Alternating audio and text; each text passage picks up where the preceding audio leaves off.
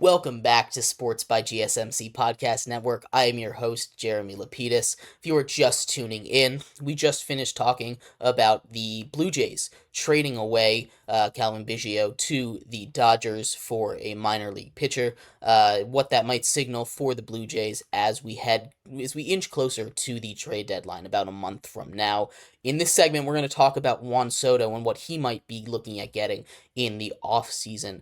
But before we do, remember that if you would like to be an even bigger part of the show than you already are, all you need to do is go to gsmcpodcast.net. Leave a tip or donation with a message in it. That message should pop up on the bottom of the screen for you, me, and everybody else around the world to see. If you do have a burning question about sports, anything at all, go ahead and leave that in the chat, in the comments. I will get to it as soon as I can. For example, Eric says, in our last segment, we were talking a little bit about when is the right time to blow up a team. And we were talking about it from a front office standpoint. He says it's not easy as a fan either. He says he's an Angels fan. I thought they were going to do right by Shohei and Mike Trout, but they still can't do it. And the Angels are a whole nother conversation, right? The Angels might have the worst ownership group in all of sports currently. So it's tough to do right by them. They tried to do right by them, but when you can't, it's a little bit of a different situation. You probably had two of the best players on the planet. I don't think there was a way you could blow it up, and they just kind of were bad the whole time. And it wasn't really because they were bad, only because they were bad. A lot of it was, oh, if they got pitching, they were good, or oh, if they got healthy, they would be good. So it's a little bit of a different situation there than with the Blue Jays currently, but it is a very similar situation, and that's a good point. It's not easy as a fan. Like I said, I brought up the Nationals as an example, but I am a Nationals fan, and when they did that, there were two brains. It was the front office brain of, oh, I guess that makes sense, and the fan brain of, hey, we're going to be bad now, So it sucks from really everybody's perspective when you have to pull that trigger on a rebuild. But speaking of the Nationals and Juan Soto, he is going to be a free agent this summer, or I guess this fall, this autumn, once the season ends. And the way he's playing himself into a huge contract. Juan Soto already was one of the best players in the league, as shown by his $440 million offer that he turned down to stay in Washington. That's before he was traded to the Padres, and that was a disaster. He hated it there. Really, it was not fun for anybody. That clubhouse, that locker room was a mess. Nobody liked each other, and that's why they didn't win anything. And in baseball, that's one of the most important things. Before he got traded to the Yankees, and before it seemed like he was having so much fun on the Yankees, which sucks as a Nats fan, because I truly did believe that there was a chance that Juan Soto comes back to Washington, which is not something that I've seen a lot of people talk about, the fact that maybe he can come back to the district, the nation's capital, but he's already won a ring, and he already he's going to get paid regardless of where he goes, but I don't think a ring is motivating him. He went from having a great time in the Nats clubhouse to having really a nightmare time in the San Diego Padres clubhouse. And I think really the most important thing is that he'll have fun playing baseball, right? Because he's already won one, and I'm sure he wants to win more. But I think that's his number one thing. And he had fun in Washington, so the chance he comes back. Now, he's having fun with the Yankees, and I think that kind of takes the wind from that sail. But taking a look at some numbers, right? I brought up the fact that he turned down a $440 million contract, which is insane to me. I know people are talking about how can Dan Hurley turn down $70 million? How can you turn down $440 million? That blows my mind. But he knew he was going to get more. Smart player. He's one of the best players in the league. He gets on base. He may be the best player of all time at getting on base. He's challenging records. He's challenging Barry Bonds records for that, and he's not even really getting intentionally walked too many times. His plate approach is something that is nearly unmatched, and then his swing is very pretty from the left side there. But he's having a huge season in New York. He's an MVP frontrunner, and Soto to New York always was kind of a thing. But looking at some numbers, there was an article that ESPN put out recently, polling 28 people about what the numbers might look like for him, and they found that the average salary, the average of the 28, there were people that said he'd get up to $655 million, but the average that they're saying is a 12-year contract for 498 for 12 years, 500 million basically. And if I'm Juan Soto, I'm not taking anything less than 500 because I guarantee that there is a team out there that would pay 500. Kelsey says Soto to the Dodgers.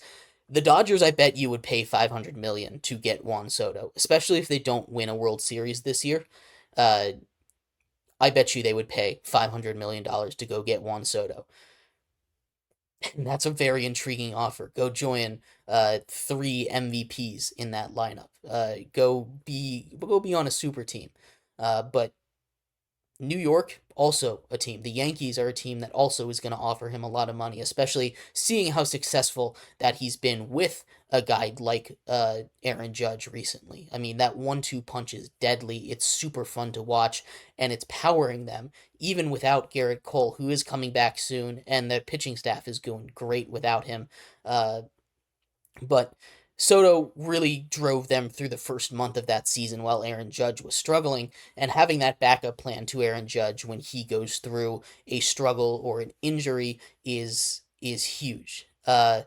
Eric says Juan Soto to the Angels, and honestly, if Shohei and Mike Trout were still there, maybe. The Angels love to pay for hitters, but since Shohei's gone, I don't think he's heading over there. Mike Trout's kind of on the end downtrodden of his career, and I know that's kind of crazy to say because he was putting up MVP numbers before he got hurt this season. But Anthony Rendon is there, former teammate with the Nationals. There's a lot of reasons to go there. LA is a nice spot, but I think if he's going to LA, he's going to the Dodgers. Unfortunately, Eric. I think him in an Angels uniform would be a lot of fun, and I would love to see him paired with Mike Trout. That would be because Mike Trout, more than anybody in the league right now, deserves a World Series. And if they could get Juan Soto, ooh, that would be awesome. But I don't see that in the cards for them, especially since their owner is notoriously cheap. So we'll see what happens. But if I had to put my money on it right now, I think there's been a lot of things thrown out there, right? The Dodgers, the Giants, they love to throw money. They almost signed Aaron Judge away from the Yankees just a couple seasons ago. They also almost had Shohei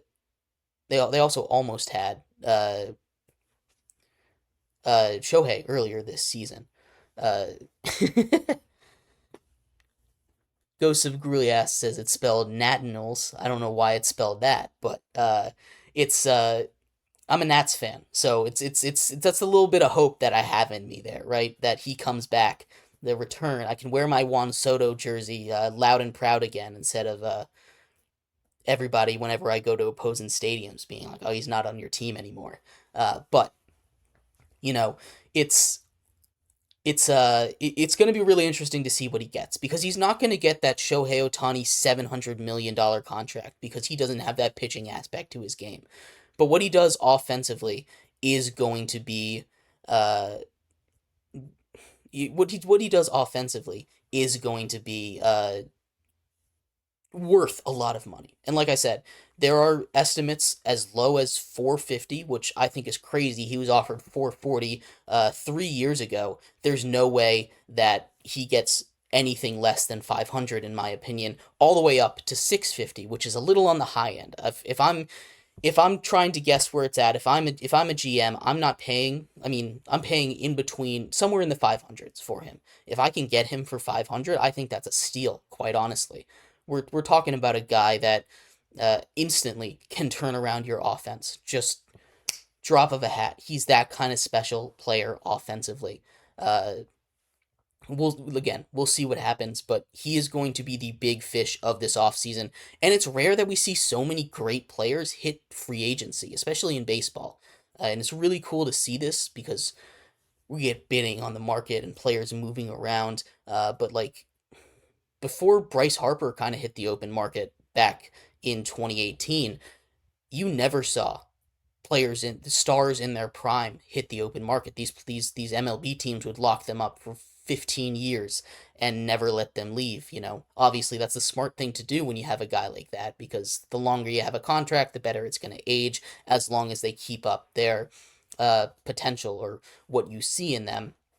But Juan Soto, following Shohei Ohtani, following Aaron Judge, that's three players in a row, three superstars in a row in 3 straight seasons that have hit the open market. And I think that's really fun for the baseball offseason. You get these huge stories. I mean, there's always some craziness going on in the offseason in baseball, but whenever you get these huge megastars out there, it amplifies up to 11. And I'm so excited to see what Juan Soto gets, because he's one of my favorite players. Obviously, a little bit of bias in there, and I think he deserves all the money. But yeah, looking at it right now, before he wins MVP this season, 500 million. If he wins MVP, I'm sure he can get that up to 600. But it's going to be a long-term deal. It's going to be one of those 10-year deals with huge average annual value. But anyway, thank you everybody so much for tuning in to today's show, Sports by GSMC Podcast Network. I've been your host, Jeremy Lapidus. I appreciate all of you guys for participating in the chat. We'll be back here same time, same place tomorrow, talking about everything that's going on in the world of sports, Game 3 of the NBA Finals, anything else that happens. I will see you then. Bye-bye.